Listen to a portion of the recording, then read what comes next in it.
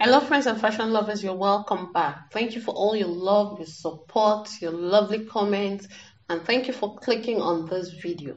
If you're here for the first time, please don't forget to subscribe and check out other of our videos and turn on the notification bell so that you don't miss any more video. Previously, I drafted a trouser pattern, and at the end of the video, I showed you this video of how it looks like on me. And I know that you're interested to see how I put it together. That is what I am presenting to you, and I'm going to be concentrating on the fly and the pocket. So let's get to it. To get started, you need your pants block, your band, and your fly pattern. And here I have 2.5 yards of fabric. I didn't use all. A zipper, a bias tape, for those that don't have overlocking machine, a fusible interface. So here I place my pattern on my fabric, right side facing each other. I folded it over and I am cutting it without adding any allowance other than the one I added on my pattern, after which I notch. Please form the habit of notching. It's very important. It's a lifesaver. So just notch the points and put that away nicely. I did the same for the back. Then I cut my flap and my shield. On the single one, I decided to add a fusible interface to it, while the second piece is double. It's that of the same measurement, 1.5 inch with a seaming allowance as 2 inches. Then I decided to fuse it using an iron. Then on the fold over, I just put an iron on it so that it can lie flat and nice. For my pocket is 14 inches by 14 inches. You can do 14 inches by 13 inches. It's all up to you. So just fold it, and here I folded it over and I gave it a shape. So here are my pieces and my components. So the only thing out is the waistband, which I will be visiting towards the end of this video. So let's quickly put these pieces together. I place my right block right side facing each other and I sew the crouch. Please, I started from the notch area to sew. Then my fly, I made sure that I placed right side facing my front block. Move the other part away and make sure that it starts exactly at my notch. I sewed it with my seaming allowance down. That's 1/2 inch. Placing my zipper on it, making sure that my zipper itself, that's the one that I pull up and down, is facing down and the back is facing up. So I aligned it properly, making sure that the zipper end, that silver thing or golden thing, whatever your color your zipper had, that metal is out of the way, just a little bit. Just pin it in place nicely. On the side close here, making sure that the other side is open. Now stitch it down.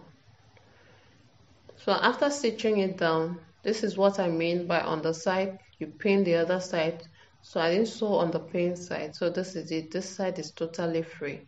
So all I do is pull it over like so. See? Turn it over. So this side is totally free.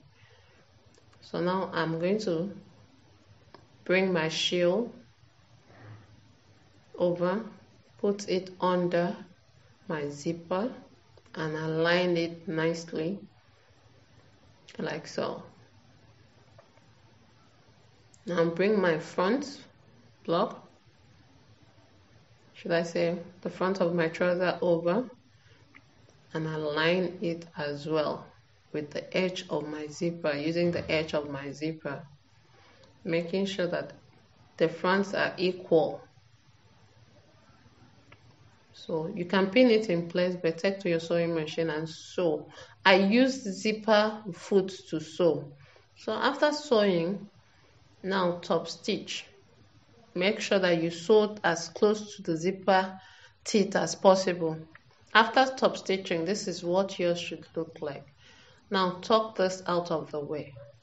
It's important you tuck it out of the way so that you'll be able to reach into your pants. So just tuck it out of the way.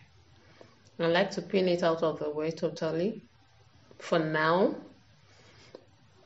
let's go back to where we started from.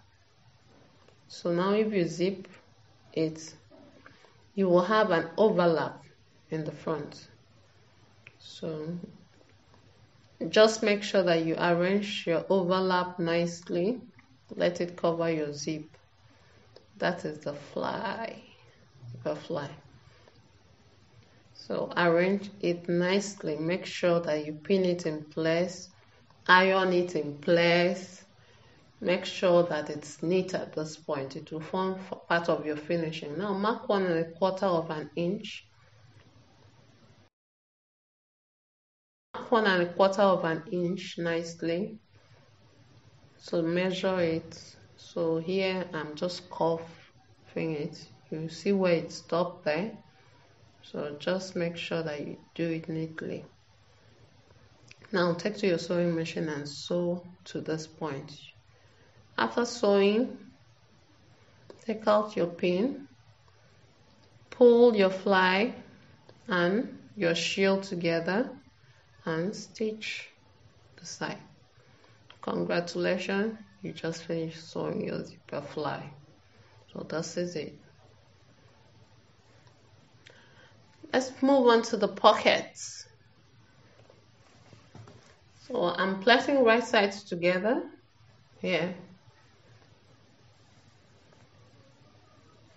Align it properly, should be well aligned. So now mark your seaming allowance. Mine was 3/4 of an inch, then 2 inches. So here you can just do 2.5 inches from the start. It all depends on you. So here I am doing 1/4 of an inch and 2 inches. Then measuring down, I'm doing 6.5 inches. Don't forget that we have 1/2 inch at the top as seaming allowance, so 6.5 inches. Don't worry, to finish off at 6.5. So here, just choose the design you want for your pockets, front pockets. So here are my pocket bags, double. So I'm going to just fold it over and put it under and make sure that the side matches each other. Trim the side, make sure it matches. So you can cut out your pockets design. Please watch this. When you open it, make sure that right sides are facing each other, like so. Place the pockets back, right side facing each other. So you can lift up the other right side out of the way and trim your pockets to fit the upper one. So now turn it, bring your pocket back to the front. Make sure you place right side facing each other. Pin that in place. Then take to your sewing machine and sew neatly and nicely. After sewing, if you have a cuff pocket like mine, don't forget to notch. After notching, you can push the seaming allowance towards the pocket side and top stitch. Then you can fold it over like so. You could sew to form a pocket, but I like to open it up this way.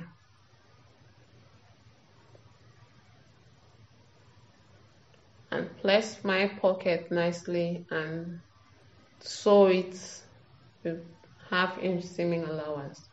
After sewing it, I'll just tuck it in. Make sure it's all pointing nice and crisp, like so. See, it's back to the original form. Then I can go ahead and reinforce the pocket. That way no raw edges are sticking out. After reinforcing, the pocket is almost ready, but you just have to arrange it and iron it. Make sure everywhere is neat. Then you can stitch down the pockets. After stitching down the pockets, you bring your back block to your front, right side facing each other.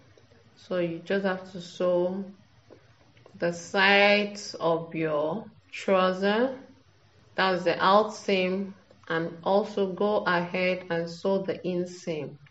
My out seam, I use 3/4 of an inch, and for my inseam, I use 1/2 inch. So make sure that you match up your notches. This is when your notches is very useful. So match them up nicely, all your notches, then sew them down. After sewing, use the bias step. If you did not overlock it, use the bias step and finish the side nicely. I overlocked mine, but I still use the bias step to show my students what to do. So now, before you finish your crouch, so just measure around your waist. If you have sewn your dart, sorry I didn't remind you to sew your dart, but if you did not, please do that. You're not supposed to have much allowance left, so please sew your crouch with the allowance left. Mine was 3/4 of an inch seaming allowance. Then for my waistband, the waistband was divided into front and back. So this was the back that is going to be cut on fold that I kept a mark.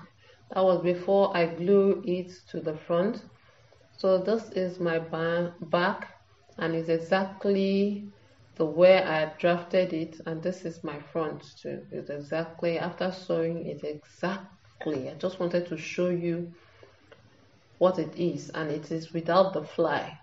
See, no fly extension. So if you drafted it and no extension in front too, I'm going to include those ones. I just wanted you to see that my trouser matches exactly how I drafted my band.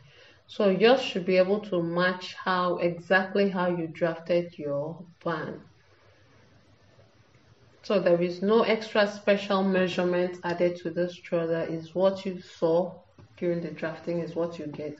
So here I've separated my waistband, and I'm going to add seaming allowance to it and the extensions for the front. So here I'm going to just place it and cut the back, unfold, while the front, let me not just bore you with all the stories. Here is my band. The back was cut on fold, and the front was cut with extension. One side is housing the fly extension, while the other side has an overlap.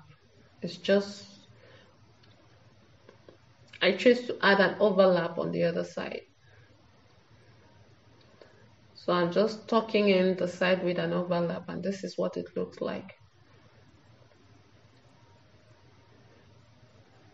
So here's my overlap, this is my fly extension, and this is my overlap. So if I zip it, this is how the front will look like. I'm yet to finish the inside of the band, so I'm just going to use a bias step, finish the inside of the band, and sew on the dish as closed, making the thread to be as invisible as possible. After which I will hem the bottom. I'm going to hand stitch it, but I'll use an hemming work first. So this is it. So thank you for watching up to this point, and see you in the next one. Bye for now.